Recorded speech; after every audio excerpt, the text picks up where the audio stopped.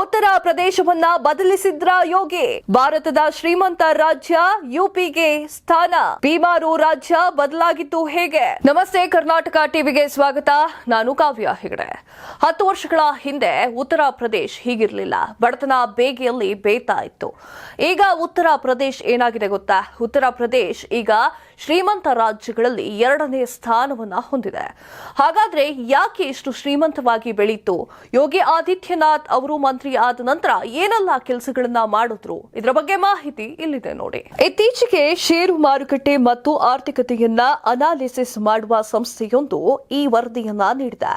ಇದೇ ಸುದ್ದಿಯನ್ನ finance express ಸೇರಿ ಹಲವಾರು ಮಾಧ್ಯಮಗಳು ಪ್ರಕಟ ಮಾಡಿದೆ. ಅದರಲ್ಲಿ ಮುಖ್ಯವಾಗಿ ಯೋಗಿ ಅಧಿಕಾರ ಬಂದ ಮೇಲೆ ಈ ಎಲ್ಲಾ ಬದಲಾವಣೆಗಳು ಆಗ್ತಾ ಇದೆ ಅಂತ ಹೇಳಲಾಗ್ತಾ ಇದೆ. ಯೋಗಿ ಅಧಿಕಾರಕ್ಕೆ ಬಂದ ನಂತರವೇ ಹೂಡಿಕೆಯ ಮೀಟಿಂಗ್ ಮಾಡಲಾಗಿತ್ತು. ಈ ಸಮಯದಲ್ಲಿ 40 ಲಕ್ಷ ಕೋಟಿ ಹೂಡಿಕೆಯನ್ನ ಮಾಡಲಾಗಿತ್ತು. ಅದರಿಂದಲೇ ಇವೆಲ್ಲವೂ ಸಾಧ್ಯವಾಗಿದೆ ಅನ್ನಲಾಗ್ತಾ ಇದೆ. ಮೊದಲು ಬೀಮಾರು ರಾಜ್ಯಗಳೆಂದು ಕರೆಸಿಕೊಳ್ಳುತ್ತಿದ್ದ ರಾಜ್ಯಗಳಲ್ಲಿ ಉತ್ತರ ಪ್ರದೇಶವೂ ಕೂಡ ಒಂದಾಗಿತ್ತು. ಈ ರಾಜ್ಯಗಳು ಸದ್ಯಕ್ಕೆ ಉದ್ಧಾರ ಆಗಲ್ಲ ಅಂತ ಭಾವನೆ ಒಳಗೊಂಡಿತ್ತು. ಆ ರಾಜ್ಯಗಳು ಬಡತನದ ಬೇಗೆಯಲ್ಲಿ ಬೇಯ್ತಿದ್ವು. ಅದರಲ್ಲಿ ಮುಖ್ಯವಾಗಿ ಇದ್ದದ್ದು ಬಿಹಾರ್, ಮಧ್ಯಪ್ರದೇಶ್, ರಾಜಸ್ಥಾನ, ಉತ್ತರ ಪ್ರದೇಶ್ ಅಂತಹ 12 ರಾಜ್ಯಗಳು ಸೇರಿಕೊಂಡಿತ್ತು. ಆದ್ರೆ ಯುಪಿ ಅದೆಷ್ಟೇ ಶ್ರೀಮಂತವಾಗಿದೆ ಅಂತ ಅಂದ್ರೆ ನಿಮ್ಗೆ ಈಗ ನಂಬೋಕಾಗಲ್ಲ. ಇಡೀ ಭಾರತದಲ್ಲಿಯೇ ಅತಿ ಹೆಚ್ಚು ಜಿಡಿಪಿಯನ್ನ ನೀಡುವ ರಾಜ್ಯಗಳ ಪಟ್ಟಿಯಲ್ಲಿ ಯುಪಿ ಇದೀಗ 2ನೇ ಸ್ಥಾನದಲ್ಲಿ ಇದೆ. ನಿಮಗೆ ಗೊತ್ತಿರುವಂತೆ ಭಾರತ ಜಿಡಿಪಿ $3.7 ಟ್ರಿಲಿಯನ್ ಅನ್ನ ಹೊಂದಿದೆ. ಇದಕ್ಕೆ ಕೊಡುಗೆಯಾಗಿ ನೀಡುತ್ತಿರುವ ರಾಜ್ಯಗಳ ಪಟ್ಟಿಯಲ್ಲಿ ಮಹಾರಾಷ್ಟ್ರ ಮೊದಲನೇ ಸ್ಥಾನವನ್ನ ಪಡೆದುಕೊಂಡಿದೆ. ಇದಕ್ಕೆ ಕಾರಣವು ನಿಮಗೆಲ್ಲರಿಗೂ ಗೊತ್ತೇ ಇದೆ. ಎಲ್ಲ ಆರ್ಥಿಕ ಕೇಂದ್ರಗಳು ಇಲ್ಲಿಯೇ ಇರೋದು. ಇದು ಜಿಡಿಪಿಗೆ 15.7 ಕೊಡುಗೆಯನ್ನ ನೀಡಿದೆ. ಉತ್ತರ ಪ್ರದೇಶ್ 9.2 ಕೊಡುಗೆಯನ್ನ ನೀಡಿದೆ. ಇನ್ನು ತಮಿಳುನಾಡು 9.1 ಕೊಡುಗೆಯನ್ನ ನೀಡುತ್ತಿದೆ. ನಂತರದ ಸ್ಥಾನದಲ್ಲಿ ಗುಜರಾತ್ 8.2, ಪಶ್ಚಿಮ ಬಂಗಾಳ 7.5 ಕೊಡುಗೆಯನ್ನ ನೀಡುತ್ತಿದೆ. ಕರ್ನಾಟಕ 6.2 ಕೊಡುಗೆಯನ್ನ ನೀಡಿದೆ. ಆದ್ರೆ ಗೊತ್ತಿರಲಿ, 1 ವರ್ಷದ ಹಿಂದೆ ನಾವೇ 2ನೇ ಸ್ಥಾನದಲ್ಲಿ ಇರೋದು. ಇನ್ನು ಉತ್ತರ ಪ್ರದೇಶದಲ್ಲಿ ಈ ಮಟ್ಟಿಗೆ ಬರಲು ಕಾರಣ ಏನಂದ್ರೆ ವಿದೇಶಿ ಹೂಡಿಕೆಗಳು. ಕೆಲ ಶ್ರೀಮಂತ ಉದ್ಯಮಿಗಳು ಹೂಡಿಕೆ ಇದನ್ನ ಅದ್ಭುತವಾಗಿ ಯೋಗಿಯವರು ಮಾಡಿದ್ದಾರೆ. ಇದಕ್ಕೆ ಪ್ರಧಾನಿಯವರ ಕೃಪಾಕಟಾಕ್ಷ ಇದೆ ಅಂದ್ರೆ ತಪ್ಪಾಗಲ್ಲ ಬಿಡಿ.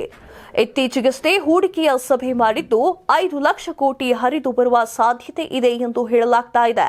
ಇದಕ್ಕೆ ಕಾರಣ ಇಲ್ಲಿ ಯೋಗಿ ಸರ್ಕಾರ ಮಾಡಿದ ಕಾರ್ಯಗಳು ಅನ್ನಲಾಗ್ತಾ ಇದೆ. ಇವುಗಳು ಎಂದರೆ ಮೂಲಸೌಕರ್ಯ ಅಭಿವೃದ್ಧಿ, ಅಪರಾಧ ಕಡಿಮೆ ಮಾಡಿದ್ದು, ಎನ್ಕೌಂಟರ್ ಮಾಡಿದ್ದು, ಇನ್ನಿಲ್ಲದ ಅಪರಾಧಗಳನ್ನ ತಡೆಗಟ್ಟಿದ್ದು ಮತ್ತೆ ಲೈಸೆನ್ಸ್ಗಳು ರಾಜ್ಯವನ್ನ ಬಂದ್ ಮಾಡಿದ್ದು, ಹೀಗೆ ಹಲವಾರು ಕೆಲಸಗಳನ್ನ ಮಾಡಲಾಗಿದೆ.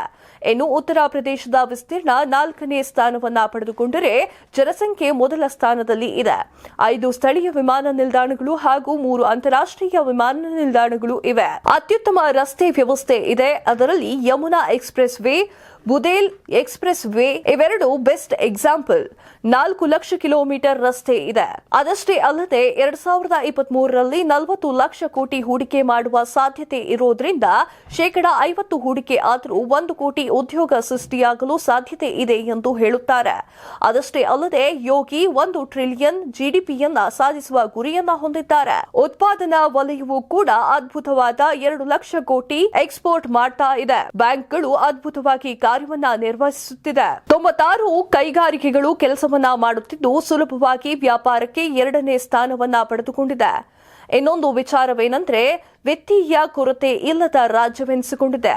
ಈ ರೀತಿಯಾಗಿ ಉತ್ತರ ಪ್ರದೇಶ ಆರ್ಥಿಕವಾಗಿ ಶ್ರೀಮಂತವಾಗಿದೆ. ಆದರೆ ನಮ್ಮ ಪ್ರಶ್ನೆ ಏನಂದ್ರೆ, ಎಲ್ಲಾ ಕ್ಷೇತ್ರದಲ್ಲಿಯೂ ಆಗಿದೆಯಾ? ಎಲ್ಲರಿಗೂ ಧೈರ್ಯವಾಗಿ ಮಾತನಾಡುವ ಸ್ವಾತಂತ್ರ್ಯ ಇದೆಯಾ? ಸರ್ವಾಧಿಕಾರಿ ಇದೆಯಾ? ಗೊತ್ತಿಲ್ಲ. ಇದೆಲ್ಲವನ್ನ ಬದಿಗೊತ್ತಿ ಆರ್ಥಿಕವಾಗಿ ಅಂತೂ ಮುಂದುವರೆದಿದೆ. ಅದೇ ಖುಷಿ ತರುವ ವಿಚಾರವಾಗಿದೆ. ಇದೆಷ್ಟು ಈ ಹೊತ್ತಿನ ಸುದ್ದಿ. ಮತ್ತಷ್ಟು ಸುದ್ದಿಗಳಿಗಾಗಿ ನೋಡ್ತಾ ಇರಿ ಕರ್ನಾಟಕ ಟಿವಿ. ಇದು ಕನ್ನಡಿಗರ ಧ್ವನಿ. ಈ ಭೂಮಿ ಮೇಲೆ ತಾನಷ್ಟೇ ಉದ್ಧಾರ ಆದ್ರೆ ಸಾಕು, ಬೇರೆಯವ್ರನ್ನ ಬೆಳೆಸೋ ಉಸಾಬರಿ ನಮ್ಗ್ಯಾಕೆ ಅನ್ನೋರ್ ಸಂಖ್ಯೆನೇ ಜಾಸ್ತಿ. ಆದ್ರೆ ಕೆಲವರು ಮಾತ್ರ ತಾನು ಬೆಳೆಯೋದ್ರ ಜೊತೆಗೆ ತನ್ನವರನ್ನು ಕೂಡ ಬೆಳೆಸ್ತಾರೆ. ತಮಗಿಂತ ಎತ್ತರಕ್ಕೆ ಬೆಳೆಯೋಕೆ ಬೆಳಕಾಗ್ತಾರೆ. ಸಾಧಿಸುವ ಗುರಿ ಇದ್ದವ್ರಿಗೆ ದಾರಿದೀಪ ಆಗ್ತಾರೆ. ಇದೀಗ ನಾನು ಇತರರ ಭವಿಷ್ಯಕ್ಕೆ ಬೆಳಕಾಗುವವರ ಸಂದರ್ಶನ ಮಾಡಲು ಹೊರಟಿದ್ದಾನೆ. ಮಿಸ್ ಮಾಡದೆ ನೋಡಿ ಕರ್ನಾಟಕ ಟಿವಿ. ದಾರಿದೀಪ.